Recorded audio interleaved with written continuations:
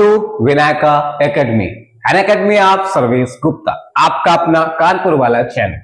तो आज हम लोग जाते हैं आगे की ओर, किधर, थोड़ा और आगे, थोड़ा और पीछे, नहीं, चैप्टर में आगे की ओर बढ़ते हैं, जिसका जो चैप्टर हम लोग पढ़ रहे थे हिस्ट्री का, क्लास 10 हिस्ट्री का second chapter nationalism in India के बारे में, जिसमें हमने नॉन कोऑपरेशन मूवमेंट और नॉन कोऑपरेशन मूवमेंट में क्यों, मतलब नॉन कोऑपरेशन मूवमेंट क्यों किया गया और उसमें क्या क्या किया गया और वो बंद क्यों हुआ, इन सब चीजों के बारे में हमने पढ़ लिया था।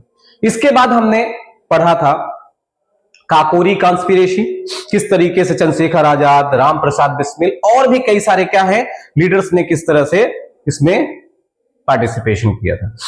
ठीक है, हमने बताया था किस तरीके से क्या हुआ, नॉन कोऑपरेशन मूवमेंट के बाद कुछ पॉलिटिकल सिनेरियो क्या हो गया था, जीरो हो गया था।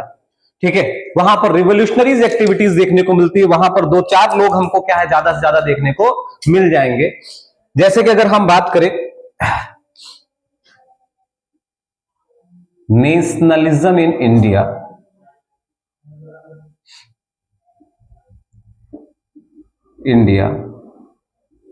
ठीक है, हमने आपको बताया था 1919 में, ध्यान समझिएगा, एक रिफॉर्म आया था जिसे हम कहते थे मॉन्टेग्यू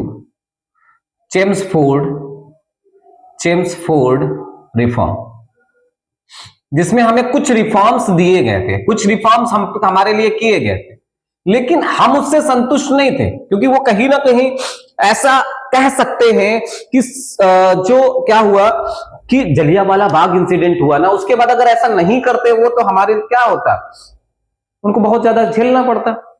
तो जिस वजह से क्या हुआ, उन्होंने हमें कुछ रिफॉर्म्स दिए, लेकिन हम उससे सेटिस्फाइड नहीं थे, हमको तो और रिफॉर्म्स चाहिए थे, और हमें क्या करना चाहिए, पावर, क्योंकि हमने वर्ल्ड वार में उनके साथ साथ क्यों दिया, क्योंकि कहीं ना कहीं उनसे वादा मिला था कि हम आपको कहीं बहुत, मतलब एक तरह से डोमिनियन स्टेटस की डिमांड हमने रख रखी थी, या हम सेल्फ गवर्नमेंट की डिमांड रख रखी थी, लेकिन हमें मिला क्या, रोलाट एक्ट जैसी चीजें मिली।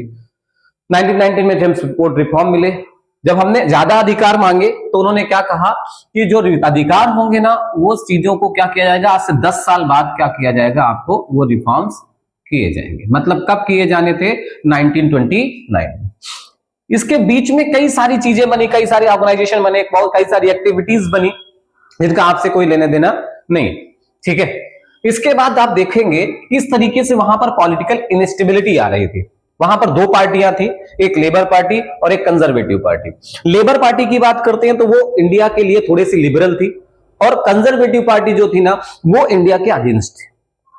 तो कहीं ना कहीं जिस तरीके से पॉलिटिकल इंस्टेबिलिटी थी ना वहां पर, तो क्या हुआ कि कभी लेबर पार्टी जब सत्ता में आ रही थी, कभी कंजर्वेटिव पार्टी आ रही थी।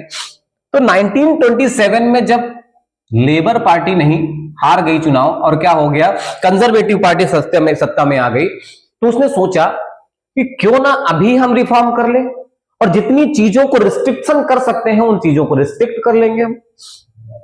ठीक है, तो 1927 में अगर हम देखें तो एक टेम्परेरी रिफॉर्म किया गया, जो कि 1929 में होना था, 10 साल बाद। ये रिफॉर्म करने के लिए कोई ना कोई तो आएगा, रिपोर्ट बनाएगा, तभी तो क्या होगा, रिफॉर्म होगा। तो क्या हुआ कि 1927 नवंबर में ब्रिटेन में एक क्या बना, इंग्लैंड में एक ऑर्गेनाइजेशन बनी, ठीक है, 7 मेंबर्स की एक टीम बनी, 7 मेंबर की एक टीम बनी, क्या बनी, 7 मेंबर की एक टीम बनी, और इस 7 मेंबर की टीम में को लीड जो कर रहे थे ना, वो लीड कर रहे थे जिन्हें कहते थे सर जॉन साइमन। कौन लीड कर रहा था, सर जॉन साइमन। और ये सर जॉन साइमन जो लीड कर रहे थे ना, ठीक है, इसलिए इसे क्या कहा जाता था, साइमन कमीशन कहा गया। क्या कहा गया, साइमन कमीशन कहा गया। ध्यान समझिएगा, कब बना था, 1927 नवंबर में जब बना, तो इसके बारे में हमें पता चला, तो हमने क्या किया, 1927 जो दिसंबर में सेशन होता था ना हर साल, उस 1927 का जो सेशन हमने किया, वो सेशन कहां किया, मद्रास में किया था। कहां पे किया था, मद्रास। और इस सेशन के क्या है, जो प्रेसिडेंट बनाए गए थे वो एम ए अंसारी बनाए गए थे। और इस सेशन में क्या हुआ, एक रिजोल्यूशन पास किया गया, ठीक है, एक बात एक्सेप्ट की गई, कौन सी बात? ठीक है, oppose the Simon Commission, oppose the Simon Commission. Simon Commission का हमें क्या करना है? अपोज करना है। अब किस भी तरह से करें हम, वो करना है हमको अपोज। ठीक है, साइमन कमीशन का हमें क्या करना है? अपोज करना है, जो कि कब बना था? 1927। और उसी साल हमने क्या किया? ये ठान लिया जैसे इंडिया में पहुंचेगा ना तो हमको इसको विरोध करना शुरू कर देना है।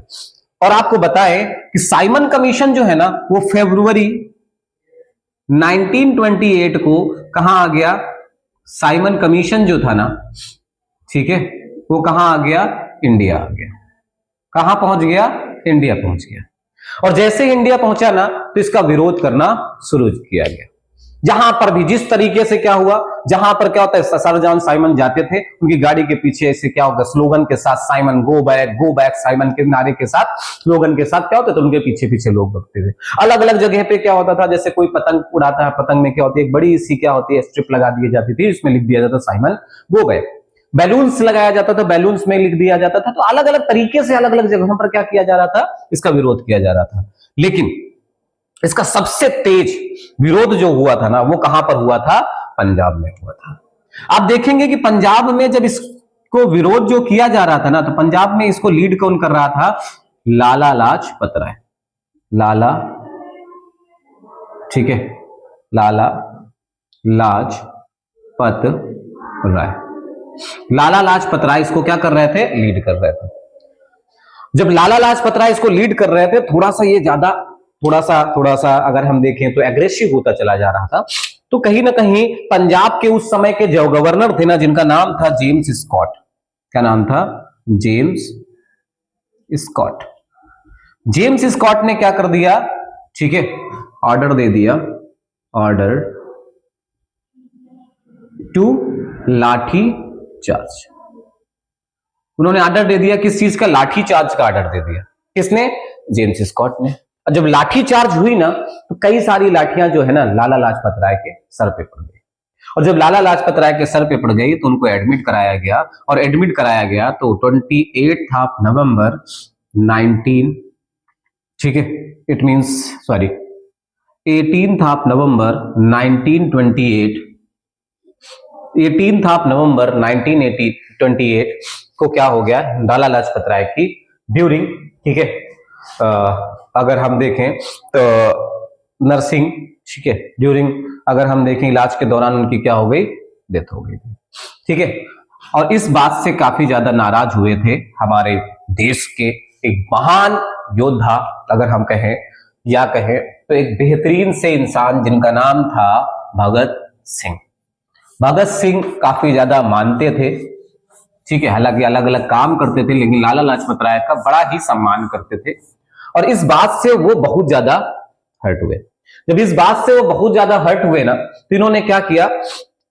जेम्स स्कॉट को मारने का प्लान बना लिया। जब जेम्स स्कॉट को मारने का प्लान बनाया तो इन्होंने देखा कि 17 दिसंबर 1928 को ही रेकी कर ली। उस ऑफिस के बाहर कई सारे अलग अलग जगहों पर लोग खड़े हो गए, निकल रहे हैं, जेम्स स्कॉट आगे बढ़ रहे हैं, इस तरीके से क्या बताने के लिए कई सारे अलग अलग जगह पर लोग खड़े हो गए 17 दिसंबर 1928 को। और क्या हुआ कि जेम्स स्कॉट तो बाहर नहीं निकले, तो एक पर्सन थे जिनका नाम था जेपी सॉन्ड्रस। जेपी सॉन्ड्रस, जेपी सॉन्ड्रस को उन्होंने क्या कर दिया? जेम्स स्कॉट समझ के गोली मार दी। और जेपी सॉन्ड्रस को जब मारा तो जेपी सॉन्ड्रस की क्या हो जाती है? डेथ हो जाती है।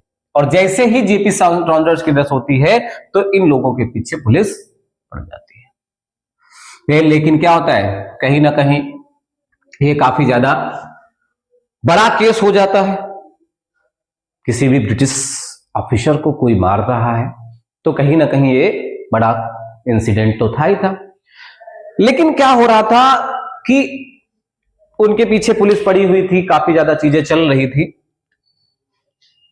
लेकिन अगर हम बात करें 1929 को, तो एक समय था जब लेजिस्लेटिव असेंबली जो थी ना, लेजिस्लेटिव असेंबली, ये जो लेजिस्लेटिव असेंबली थी ना, इस लेजिस्लेटिव असेंबली में एक कानून पास किया जा रहा था।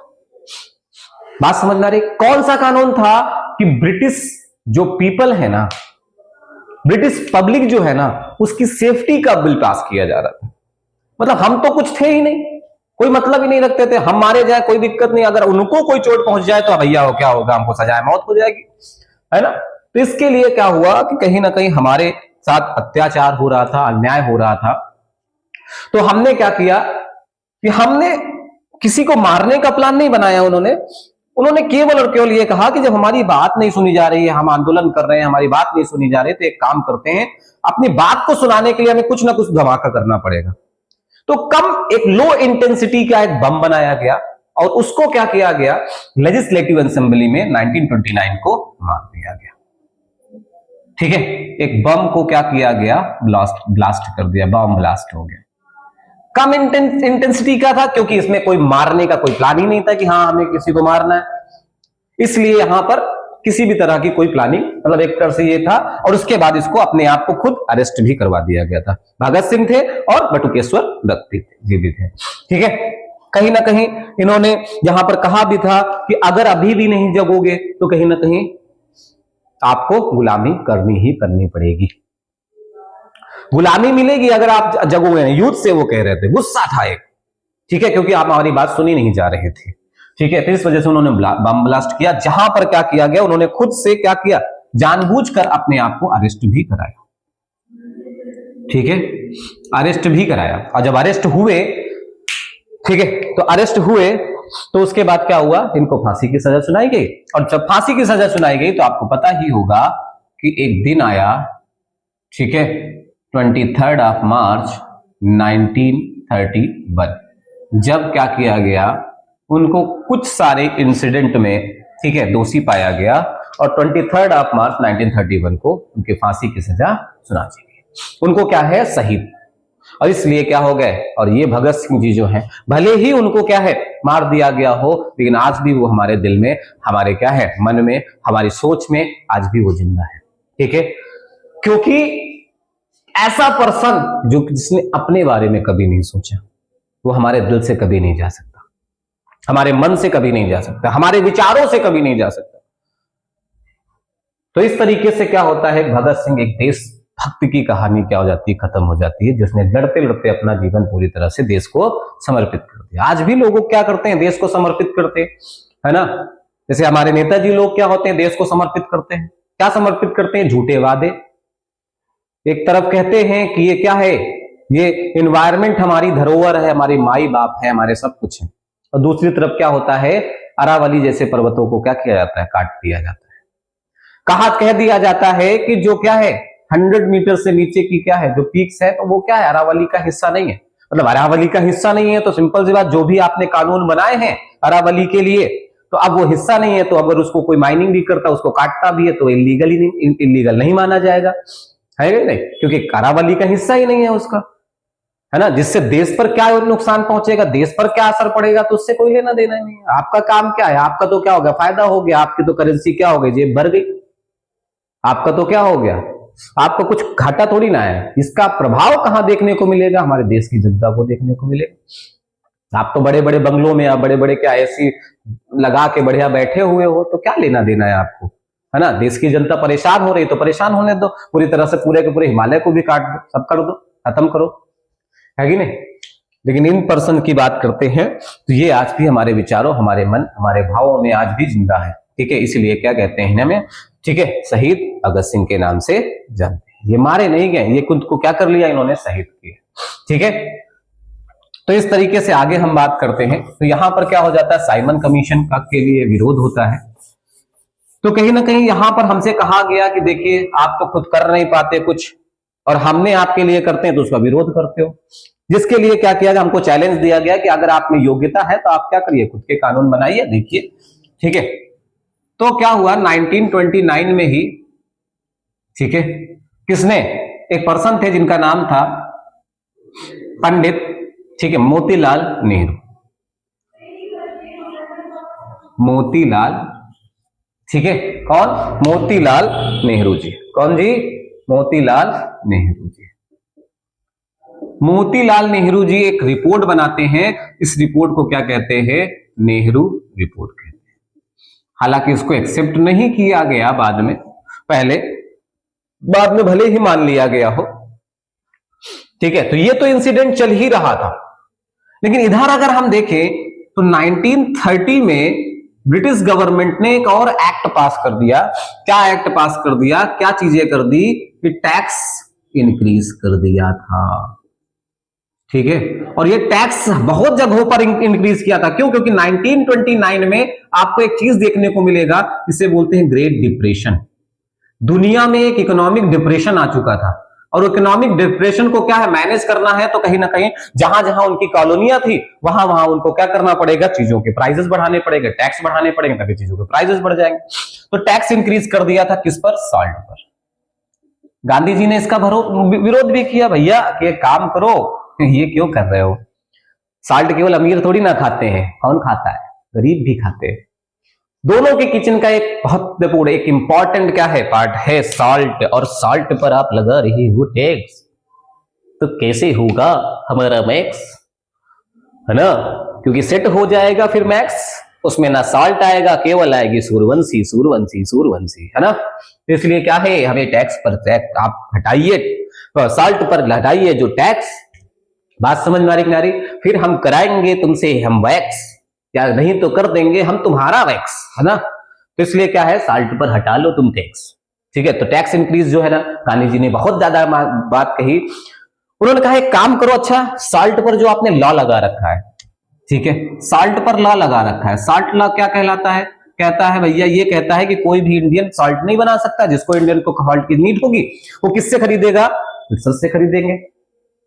भैया ना ही तुम साल्ट लॉ हटा रहे हो, ना ही साल्ट पर टैक्स कम कर रहे हो। तो हमने बहुत प्रयास किया, लेकिन हमारी बात सुनने नहीं जाती, बहुत कमजोर हमको समझा जाता था। जब बात हमारी सुनी नहीं जाएगी तो हम क्या करेंगे? एक बात कहेंगे आपसे, नहीं डरते हम किसी के बाप से। तो हमने क्या किया, हमने मतलब देश के बापूजी, जिनका नाम था महात्मा गांधी जी, ठीक है, कब? 12 मार्च, ध्यान से समझिएगा बेटा, 12 मार्च 1930। बेटा कब? 12 मार्च 1930 को उन्होंने कहा कि ऐसा है, ठीक है, हमारी बात आप नहीं सुनते हो ना, तो आप भुगतो। उन्होंने अपने आश्रम, जिसका नाम था साबरमती, अपना आश्रम जिसका नाम था साबरमती से अगर हम बात करें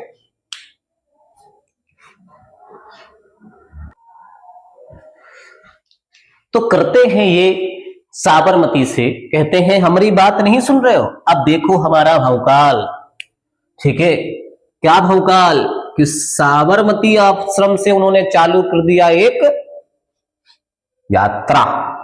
और ये यात्रा ये जो होगी ना, ये कहां तक होगी? ठीक है, उस जगह तक होगी जहां पर ये नमक बनाएंगे। और नमक कहां बनाएंगे? नमक बनाएंगे डांडी में।